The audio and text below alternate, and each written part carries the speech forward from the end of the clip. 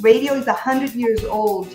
And when television started, everybody thought radio was dead. And when television went color, everybody thought radio was dead. And when film became, so big, everybody thought, and then streaming, everybody thought, and then social media. Well, radio is not only not dead, radio is the strongest force in media today.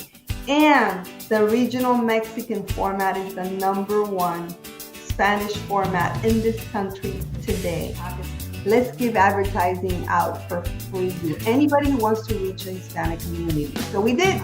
Some 80 companies, organizations, agencies actually got on the air. Nielsen will tell you through their own studies that 97% of Hispanics listen to radio on a weekly basis.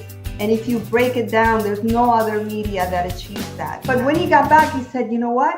I know nothing about broadcasting. I had no idea that I knew nothing about broadcasting, all right? We're everywhere.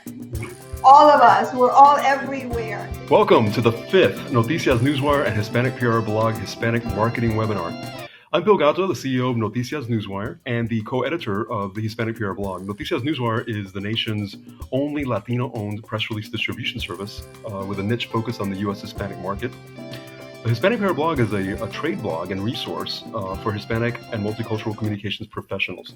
Today I have the honor and the privilege of interviewing Mercedes Soler. Mercedes is a 5-time Emmy Award-winning journalist, former international correspondent for Univision. Pero, señor presidente, usted no niega que por lo menos el cartel de Cali sí intentó ofrecerle narcodólares a su campaña. A las dos campañas. Former anchor and hostess for CNN en Español. She's an author, an empowerment coach, and now with her husband Tomás Martínez, a radio entrepreneur. So along with Tomás, Mercedes co-founded Solmart Media in 2014, launching 2 Spanish language radio stations serving the Southwest Florida region, La Numero and La Zeta. This past December, Solmart Media acquired WTWD 910 AM, which expanded their reach to Florida's I-4 corridor. Mercedes is originally from Cuba, and she has lived in Chicago. She grew up in Chicago, then moved to Miami when she worked at Univision, and now she lives in Sarasota, where she runs Solmart Media with her husband, Tomás. Mercedes, un placer to have you, a pleasure to have you. Gracias, Bill. Thanks so much. I'm excited to be here. It's a real honor to interview you. Mercedes, you and your husband, Tomás Martínez, have had amazing careers in broadcast journalism and radio, respectively. Since this is your 10-year anniversary of you and Tomás becoming radio entrepreneurs, I'd like to start by asking you that, about that courageous decision, how you first, which all entrepreneurs make, when we decide to leave that comfortable, cushy corporate world to then become our own bosses, So what was your thinking at the time, 2014, when you launched Solmart, about the demographics in the area? What were you seeing? What research were you seeing? The demographics, the competition or lack thereof, that made you say, this is the right time to dive in?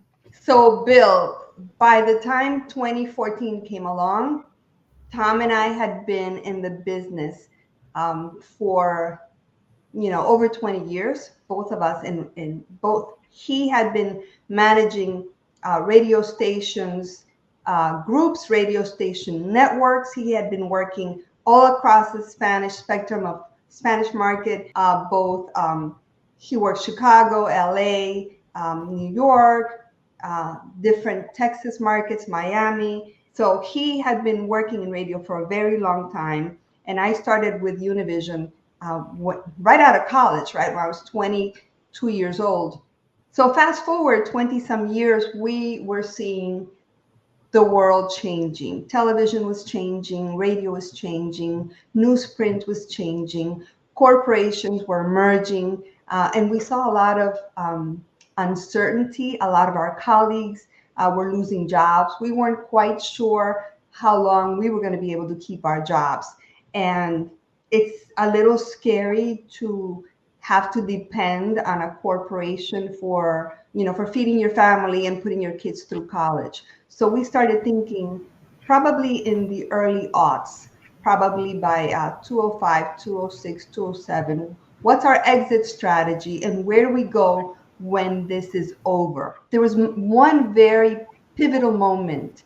I don't remember the year, but I have a dear friend. His name is Bert Medina. He is general manager of WPLG Channel 10 in Miami. We've been friends since 1987 when I arrived in Miami. And he called me one day and he said, Mercy, I just finished a broadcast leadership training program with the National Broadcasters Association. And I want to nominate you so you go to this training. They want to train leaders for future ownership of media companies. And I was taken aback and I thought, that's an incredible opportunity. I don't know that it's right for me because my background is editorial and content. It's certainly right for Tom because his background is management. So let me talk to Tom, and I did. Our children were young, middle school and grammar school, and Tom was traveling the country. Like I said, I was traveling throughout Latin America. It was a very full, chaotic time in our lives.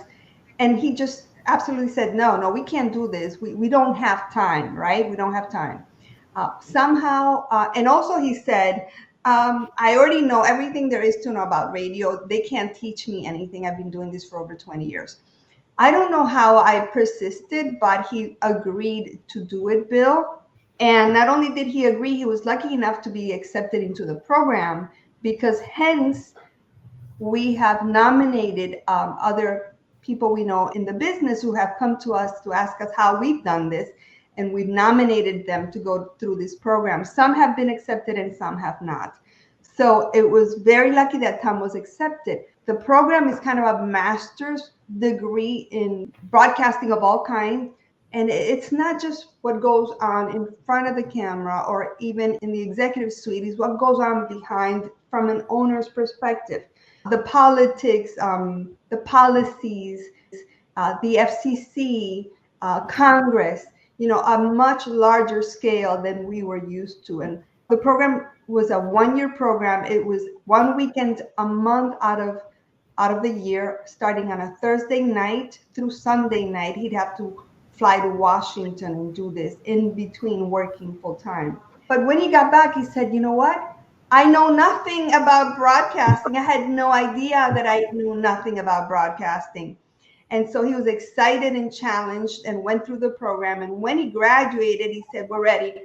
Let's go find radio stations. Obviously, we would have wanted to stay in Miami. We couldn't possibly have competed in Miami with the larger institutions. We couldn't have competed against SBS or iHeart or Univision, these companies that have millions and millions of dollars to acquire radio stations and TV stations.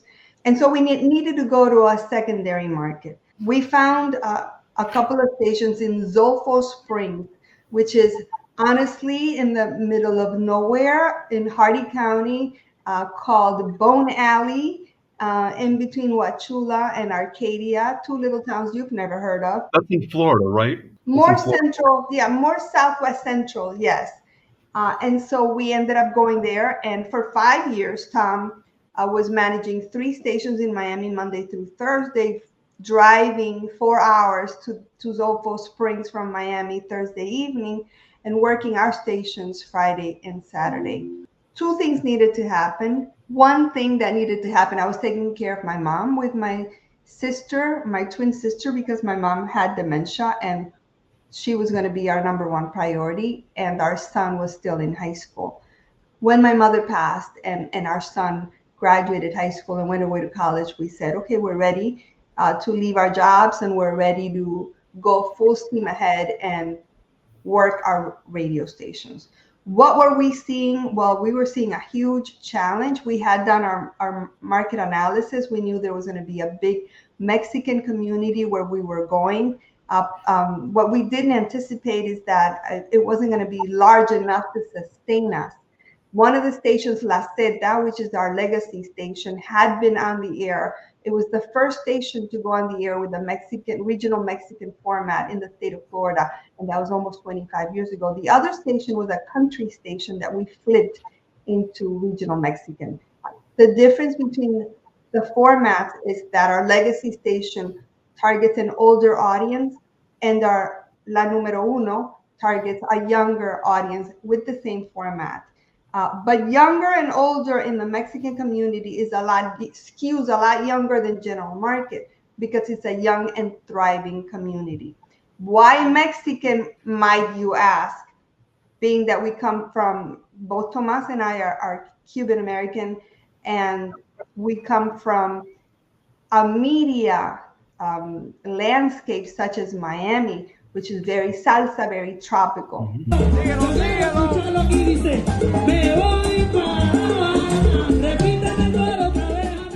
Well, if you know anything about numbers and pay attention to the census, for example, the last census, even though it was undercounting Hispanics and undercounting Blacks, it did say that out of 63 million Spanish speakers in the country at the time, 43 million were Mexican American. So that's why we needed to target the biggest possible mass of an audience that could sustain us. As I said earlier, Zolfo Springs was too small. We were never in the red, but we were not growing the way we wanted to grow. We needed to go more to a larger audience, a market, I mean. So we bought a very small station in Sarasota. It was a small AM. At the time, the FCC had implemented a 5-year window whereby small operators of AM stations, and especially minority-owned AM stations, could apply for an FM translator. We did that. And what that means is that we got a signal on the FM spectrum in Sarasota. So 99.1 FM, which is the signal we got, had never existed prior to Solmart Media. When we were able to get an FM translator, our world changed, because now we had an AM FM combo. We could sell that as a combination with our other FM in Zolfo Springs, and things began to really open up, and we began to thrive. Thank you, Mercedes. So what are the differences between the two stations, La Zeta and La Numero Uno? La Zeta, you're saying it already existed when you bought it. What tweaks did you make to it, and how is the programming different from La Numero Uno? So La Zeta continues to be a classic regional Mexican format. And when people don't know what regional Mexican is, I tell them, look, it's Mexican country music. You know, you see your country stars with their cowboy hats and their cowboy boots. They're singing Mexican country music. De los besos que te di, amor, ¿a cuál de todos echas más de menos? So La Zeta is more of a classic regional mexicano, and La Numero Uno is more of a younger regional mexicano. We throw a little bit of urban in there. It's just a little bit more hip to attract a younger audience, but they're both different ages of the format. What were your ratings like when you first took over, and how did you start improving it? What methods did you use to improve the ratings, the engagement levels early on? Were you doing audience research and music research? Because I remember there was a lot of that going on at SBS. El Sol 95 in Miami, Romance. Russ was using a lot of research to know what people really wanted, and that gave him an edge, I think, over SBS stations. You could do that in a market like Miami, New York, LA, San Antonio. You really can't do something like that in a smaller market like Sarasota. For example, here, Nielsen only rates this market twice a year, and they do so by diary. And most of our audience does not want to participate in any kind of surveys. They don't want to participate in the census. They don't want to participate in a Nielsen diary for reasons that I think would be obvious to you and me, maybe not to everyone, but a lot of migrants, and a lot of our audience is made up of a lot of Mexican migrants. They come here because they were fleeing a government or a structure, and they don't trust government, so they don't want to be counted. They don't necessarily want to participate in surveys. So how do we know we're engaging with them? First, you got to just build it, right? If you build it, they will come. We moved to Sarasota. We were building our state-of-the-art studios here. By the way, the best studios in Sarasota are Solmart Media studios. They're the most technologically advanced. And it was March of 2020. We all know what happened. We had to tell our engineer to go home, leave one phone line open, and come back. He came back to finish our studios at the end of the fall. Tomas and I never closed our doors. We were on the air every day, but we did pivot and we did learn so much from the pandemic. The first thing we did is on day one, Tomas, who's really a marketing genius, said, let's give, people are so scared. Everybody's holding back, closing their pockets. Let's give advertising out for free to anybody who wants to reach a Hispanic community. So we did. We started announcing on the air, if you want to reach the community, free advertising for whoever wants it. Some 80 companies, organizations, agencies actually got on the air and put information out on the air. And it was a way for us to do sampling, right? For them to sample our work and our audience and see what kind of results they were getting, and hopefully be able to keep some of them when we started charging again, which we did. The second thing we did is we knew that our audience was very Catholic and, churches were closing. We went to the local church, talked to Padre Celestino and told them we would be very happy to produce your mass. And even though it's a mass to an empty church, put it on the air every Sunday morning. And we've been doing that since April of 2020. We've been producing and airing the mass. One more thing we did is we knew that our parents were going to be the essential workers, right? That they were going to be the ones going out there and doing the hard work and did not really have the privilege of staying home and working isolated with a computer. So we said they're going to have multiple kids, possibly not the connectivity, probably not enough devices, and worst of all, probably don't have the language to communicate with the school systems to figure out how to teach remotely or how to help their kids learn remotely. So we started a show called Por Nuestros Niños. I knew someone who had a master's in education, was working on a second master's in education at Teachers College at Columbia. She had taught her kids at home and was getting ready to open a bilingual academy here, a K through 5th academy here in Sarasota. So I put her on the air the first week or second week of the pandemic. Bienvenidos a Por Nuestros Niños, un programa donde les traemos información a nuestros padres de habla hispana para que puedan ayudar y apoyar a sus hijos. And the minute we got off the air, I called her back and I said, we need to do a show. We need to really help our families. And we did. And the show's still on the air. We have over 130 episodes on podcast. And it is now consulted by school systems, education systems across the country. So, these are some of the things that we did because we're so focused on our audience and obsessively trying to figure out what their needs are. Yes, we're music. Yes, we're there to entertain, but we're also there to educate and elevate and advocate for them as much as we can. So it's been an incredible learning lesson. And to go back to how do we figure out who's listening?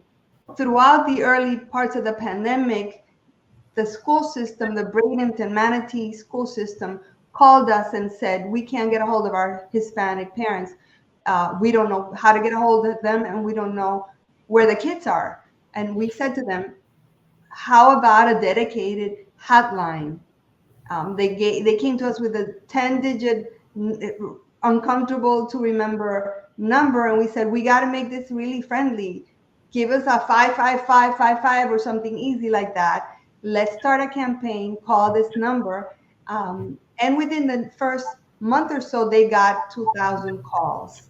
Because they had such a reaction and they were reaching Hispanic families like they had never reached, they started to do workshops where they would bring Hispanic families to one location, usually a technical college, which has a larger campus, and not just offer information about education, but also bring in healthcare specialists, barbers, all kinds of services that could be given and offered to these communities. The last Manatee school fair that was handled in this way attracted thousands and thousands. We actually went back to the superintendent and said, can you track this for us? How many calls have you fielded through this phone line? They had told us they had fielded 2,000 and then later 3,000 or 4,000. When we asked for that data, at the end of the day, and this was a few months ago, they said, we've tracked over 20,000 calls. So no, we don't subscribe to Nielsen, but there's other ways of knowing where your audience is and how to reach it. For example, if we look at the census numbers for our counties, and right now we're reaching 13 counties and about 20 cities. Right now, if you look at the census numbers for each and every one of our counties, and then you look at the statistics put out by the Department of Education for each and every one of our counties, Department of Education is listing about 20% more Hispanic kids per school district in those counties than what the census is accounting for. So there's a big disparity. Our audience is a lot larger than what the census numbers are telling us, and than what a lot of people, especially in the business community, can imagine. Mercedes, when you have you ever talked to the census officials about that, and what do they say when you present them with the evidence of, look, you guys I have spoken to them actually in one of the Radio Inc.'s conference in Miami. I believe it was last year's Radio Inc. conference. They presented, and I went and I spoke to two of the representatives, and they agreed that some of their results are flawed, and it's not necessarily the methodology, but it has to do with them not being able to reach everyone, and then not everyone wanting to be reached. Incredible. Mercedes, I want to talk about the new station that you purchased in December, that you acquired in December. And what was the thinking there? And how are you essentially just retransmitting? No. It is different. It is different for that audience that's on the I-4 corridor. Okay. So I love that slide you put up a second ago. The slide that shows emerging Hispanic markets in the United States. So they have put out this slide 2 years in a row and have shown that Orlando and Tampa Bay and Sarasota, where we're at, falls under the Tampa Bay region, are the largest growing Hispanic markets in the United States. That was the reason for us coming here, right? In Miami, when we left, or when we started in 2014 looking for radio stations, there were 15 Spanish-speaking radio stations. There were 5 TV stations and broadcasters of television networks and cable and all of that. So we knew we couldn't compete there. However, we started looking, where are the opportunities? There weren't enough radio stations servicing the market that is increasing in this area. And yes, there are radio stations in Tampa that broadcast in Spanish, and they do so with a totally different format than ours. They do a tropical salsa format, which is the same kind of format you would find in Miami. Why? Because traditionally, Tampa was Cuban, 1800s. Historically, there were Cubans in Tampa, Ybor City, and then in Miami. So historically, there's a Cuban population, and then there came more of a Caribbean population, Puerto Rican, Colombian, Venezuelan, but Mexicans have always been there. They have just not been offered programming. We knew they were there. They're the largest Hispanic communities in the area. They have just not been paid attention to. Yeah, I remember I went to Miami Jackson Senior High, inner city of Miami, and I would say the demographics there were like 50% Hispanic, 50% African American. There were very few Anglos, but among the Hispanics, you had every Central American country, Cuba, Puerto Rico, Dominican Republic, and every Central American. But I don't remember a lot of Mexicans in my high school in South Florida. But everywhere else, it seems like everywhere else in Florida and the country, is where they really Everywhere in the country. If you're in Florida, you would have needed to look for Mexicans in Homestead for in large numbers. They're in Miami. They're everywhere. I have found Cubans in Alaska, right? We're everywhere. All of us, we're all everywhere. This is America, right? This is America. America goes from Canada to Tierra del Fuego. We are everywhere in between. And Mexicans, I went to Alaska to do stories on Mexican Americans, but you just have to know where to find them, where they're working. They're a very hardworking community. They work in the service industry. They work in the agricultural industry. And that's what we did. We looked for where they were, and we know that no one was paying attention. But it says we have about 10 minutes, and I want to honor your deadline because you need to go somewhere. I could probably give you 10 more minutes after 3. I want to ask you, just at a core level, what message do you want to send to sponsors, advertisers about your audience and how you engage them, and what the ROI is for these Southwest Florida, these kind of secondary markets that are emerging, and how you guys are catering to their needs? What message do you need to send to advertisers, PR people, sponsors? So Tomás and I are on our game since probably 6 o'clock in the morning, right? We are involved. We're participating in the community. I'm on boards in the community. I'm on the Ringling Foundation board. I am on the Community Foundation of Sarasota board. I'm trying to bring Hispanic voices to places that historically have not had a lot of representation of Spanish speakers. Right now, the Ringling board, when I joined, that I know, and I've been there for 4 years, had not had an exhibit of Latin American art. I've been pushing for that, and I can say that in a year and a half, we're going to have an exhibit of Latin American art at the Ringling Museum. There's foundations that are coming to us to reach Hispanic parents, to do grade level reading campaigns, to do philanthropic outreach. How do we reach our market? Because we're out there doing promotions every weekend. We're out there talking to them. We're trying to understand who our audience is, how they're listening, what are they listening to, what do they like. And the minute we hear that they're not liking something, we change it. We make sure that we have top programming. We have on the air right now, most of the day we do local programming, but our morning hour, our morning rush hour, and our afternoon rush hour are nationally syndicated shows, and they're the #1 nationally syndicated shows in the country. We offer our audience the Super Bowl. We have the rights to the Super Bowl. We have the rights to the World Cup. We have the rights to Copa America. So we're offering them what they like. And they can't get that anywhere else out here. Mercedes, I want to pivot a little bit to my target audience, which is Hispanic, PR professionals and marketers.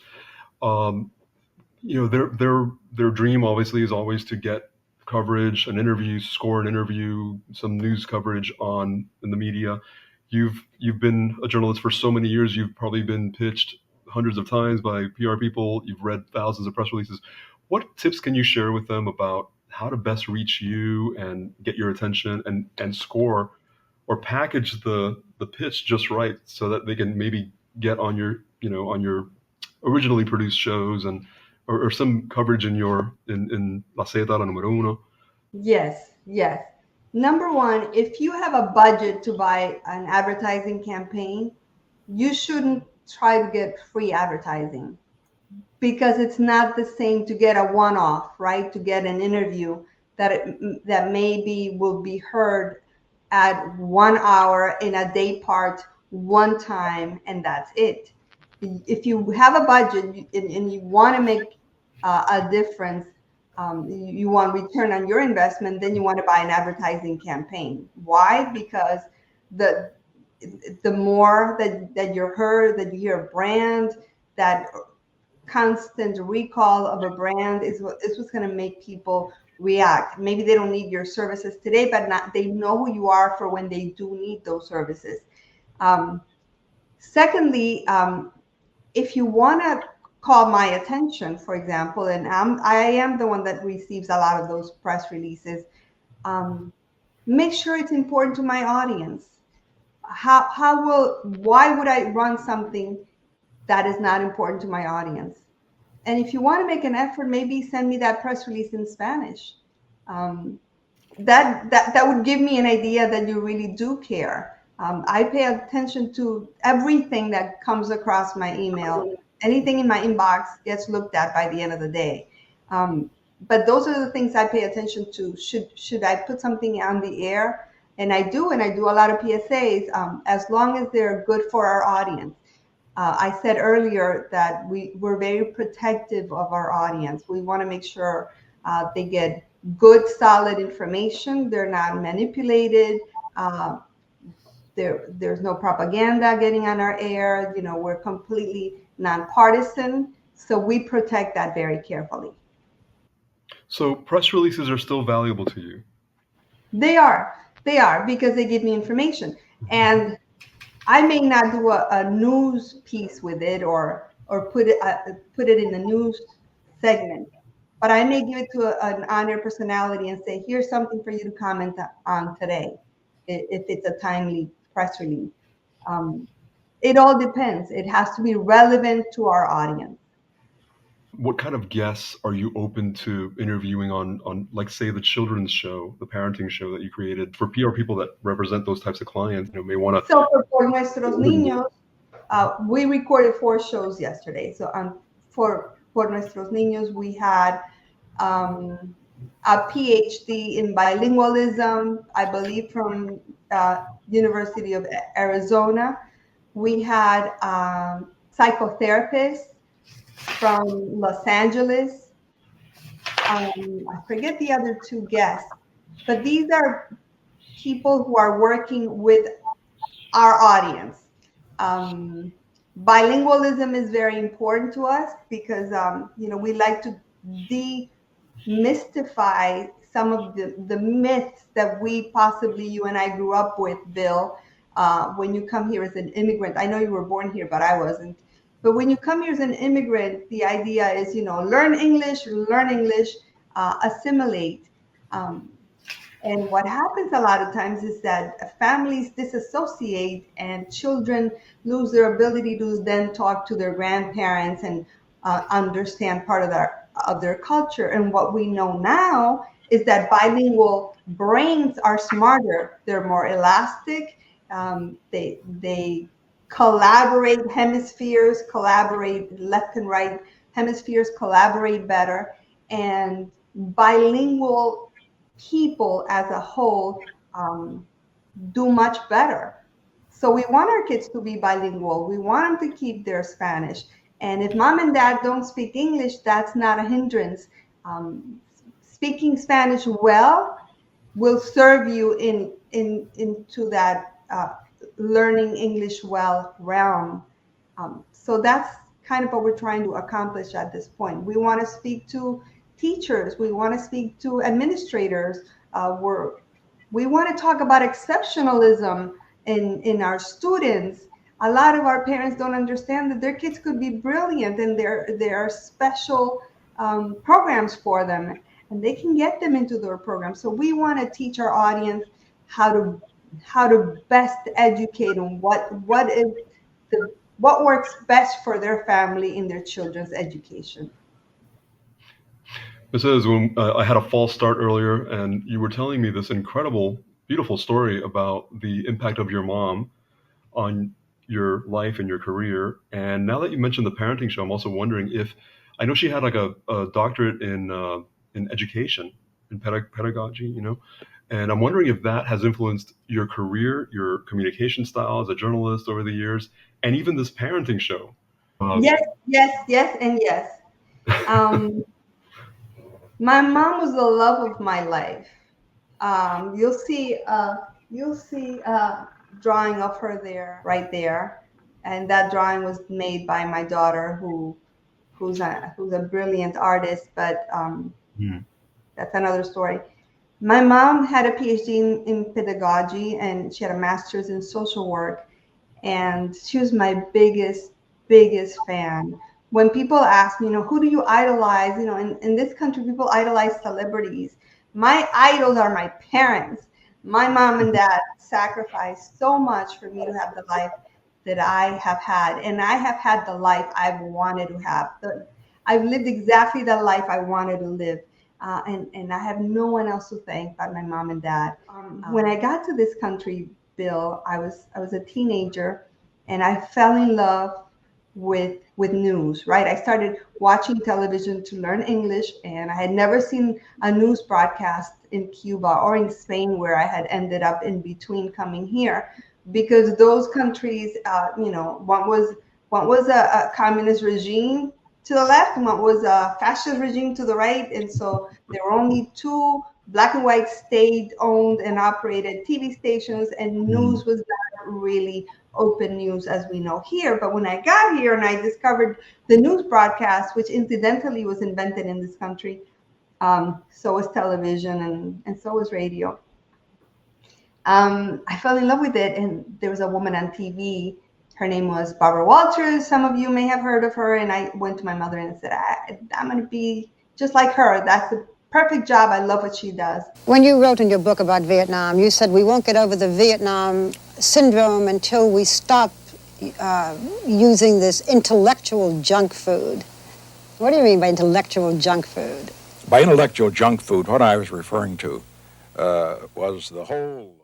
So knowing this, my mom, who with her many degrees, when we arrived in Chicago, had to go work cleaning toilets in a hospital in the third shift, working midnight through 8 a.m. and then babysitting young kids until 3 or 4 in the afternoon, and then possibly taking a nap later before starting over and over and over, was so driven. She was such an incredible woman that she went back to college. She went to a local college, Luke College in Chicago. She learned English, and she got a job as a social worker again, and she became the director of this after-school program called El Hogar del Niño in the Pilsen community in Chicago. And she was interviewed once by a man called Ambrosio Hernandez about her job when she got the job. And she took the opportunity to say to him, my daughter really wants to be in broadcasting. Would you talk to her? And of course, Ambrosio came to our house and talked to me and said, I'm working in English radio, but I do this volunteer thing on Sundays at a radio station run by Loyola University students. There's a show called Dimensión Latina. Would you like me to take you there? And I said, 100% yes. So we met there on Sunday. The show was Sundays from 12 to noon.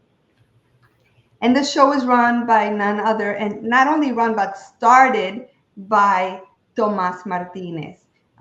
Yes, my Tomás Martínez, whom within a month of meeting, I said to my mom, I'm going to marry that guy, believe it or not. Wow. And I did. And we're still together. But we fell in love with radio. We fell in love with each other. And since then, Bill, we've wanted to have our own radio company, our own radio station. It's been over 30 years, right? It's been a lifelong passion and a lifelong dream. We're living our American dream right now. So from the early days, you guys wanted to be your own. Yes, and just one more thing. The important thing is that I said to my mom, I want to do what that woman is doing on TV, and she said, of course.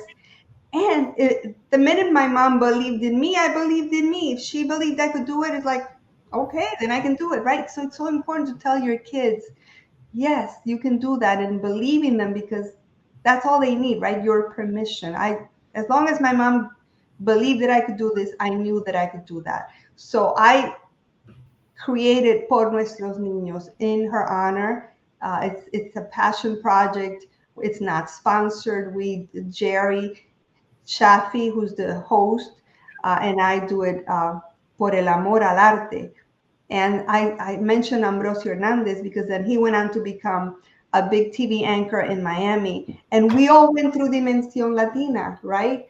Dimensión Latina has turned 40 already, and Wow. it's still on the air, and it's still helping students learn broadcasting. So that's Tom's legacy. I'm very proud of Tom, that this show is still on the air. Mercedes, if I have a time for like maybe two more questions. When I was researching all these interviews online, there's a lot of interviews with you online. So that kind of made my job a little easier, that I was able to understand your background and your life. One thing I didn't see a lot of is where you don't really talk too much about a spiritual experience you had in Machu Picchu in 1994 and how that influenced your life.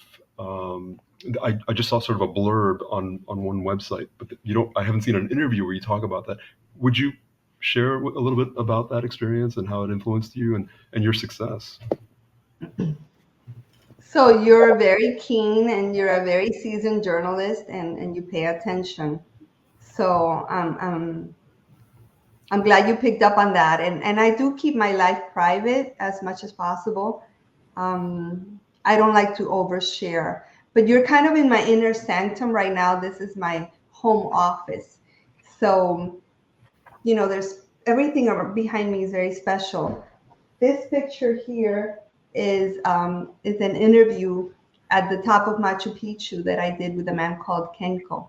That's a trip that Unvision sent me to. It was right after Abimael Guzman, the leader of the Shining Path, had been captured.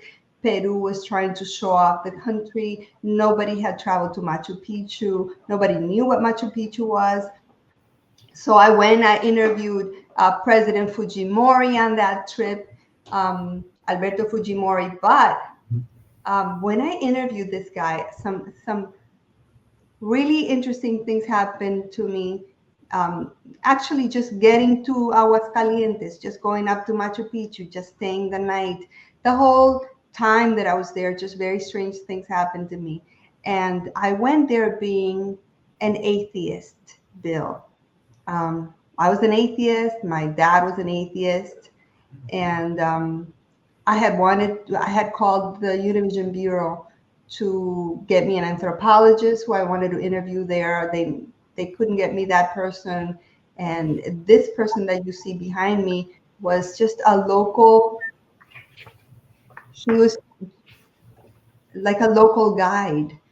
I write about it in a book that I co-authored with a group of girlfriends. The book is called Dish and Tell, Life, Love, and Secrets.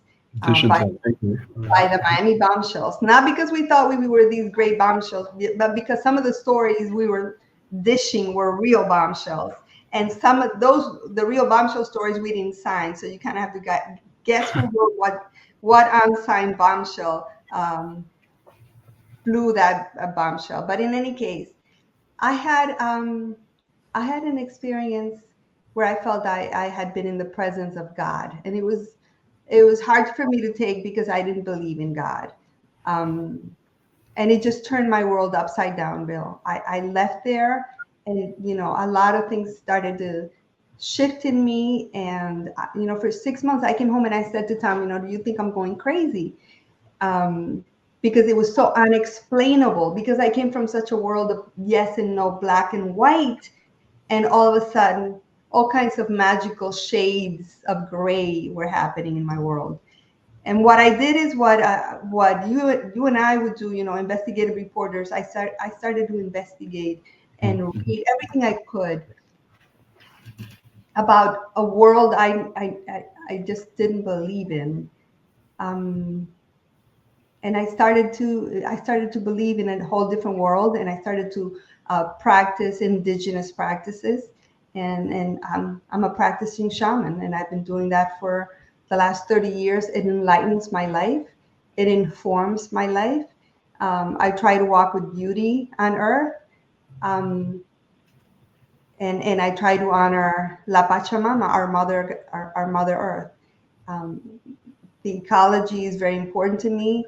El medio ambiente, the way we are not paying attention, not being honorable, abusing, and not taking care of the earth.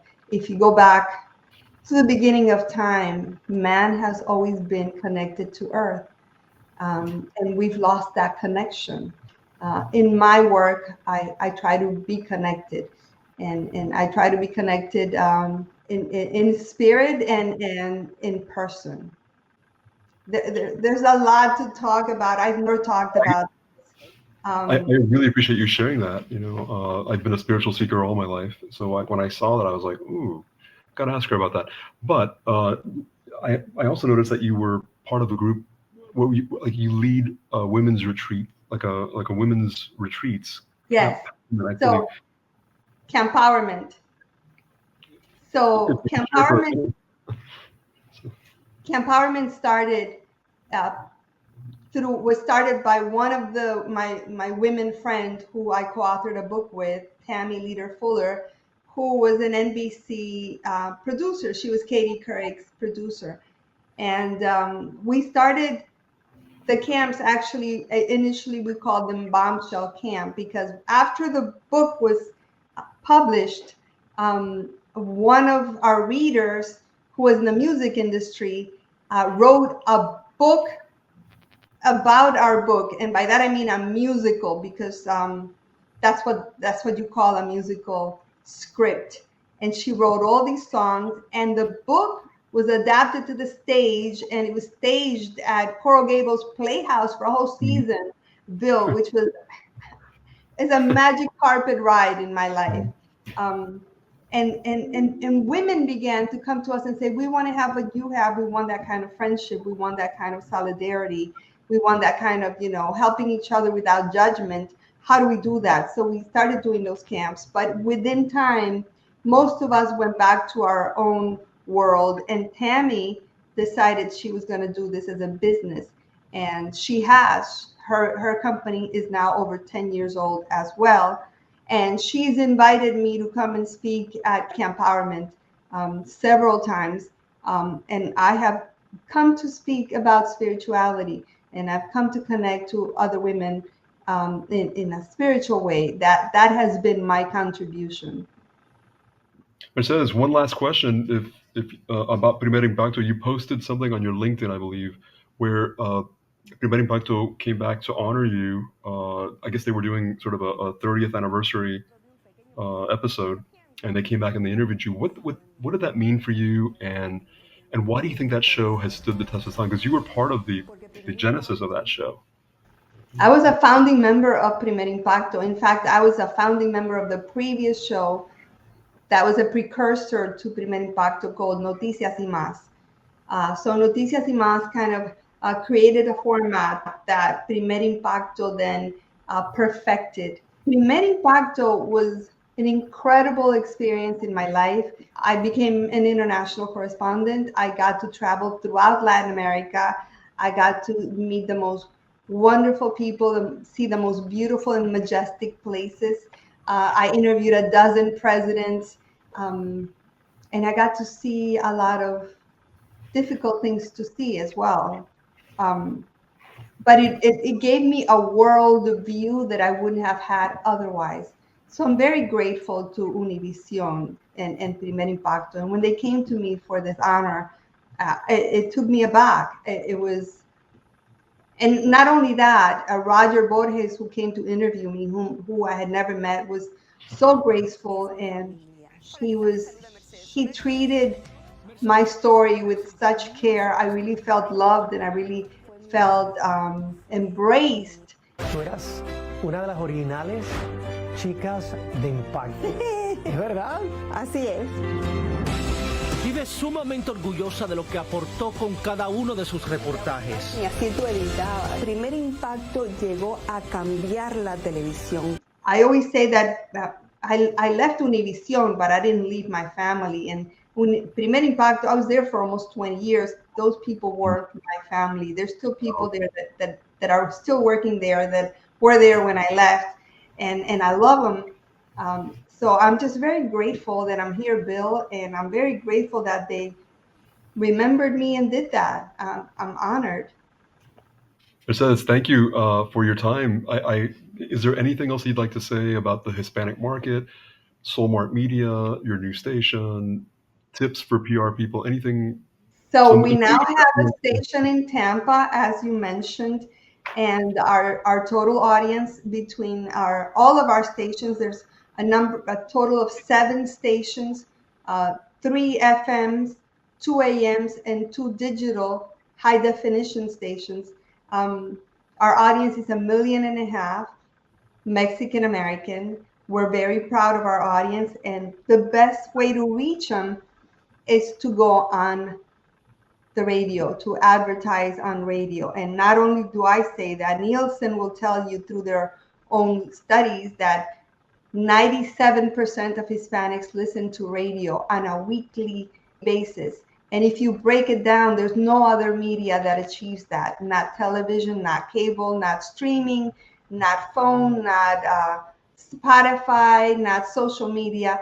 There's no other media that people go back to, that people trust, that holds your hand, that becomes your friend on a daily basis like radio. Radio is 100 years old. And when television started, everybody thought radio was dead. And when television went color, everybody thought radio was dead. And when film became, so big, everybody thought, and then streaming, everybody thought, and then social media. Well, radio is not only not dead, radio is the strongest force in media today. And the regional Mexican format is the #1 Spanish format in this country today. We watch what is happening across sectors in other formats, and they're adapting to regional Mexican because it works. You'll see Bad Bunny singing with Peso Pluma. Genres are mixing because the strength of Spanish radio and Spanish music is really at this moment coming from regional Mexican. Mercedes, if any of the audience watching this wants to reach you, the best way is your email? Yes, my email is msoler@solmartmedia.com. msoler@solmartmedia.com. I'm also on Instagram, which I don't pay a lot of attention to, or Facebook, but I do try to post at least weekly or bi-weekly on LinkedIn. I want to be connected to business people. You can reach me through LinkedIn as well. I'd love to do a part 2 at some point. I have 20 other questions to ask you, but I thank you for your time, Mercedes. It was an honor for me to interview an Emmy Award-winning journalist like you, a legendary journalist. So, thank you. Muchas gracias. Thanks to you and to your audience as well. Thank you. Abrazos y ánimo. Okay. Thank you. I know what you meant by that. Thank you. Okay. Ciao. Bye. Thank you.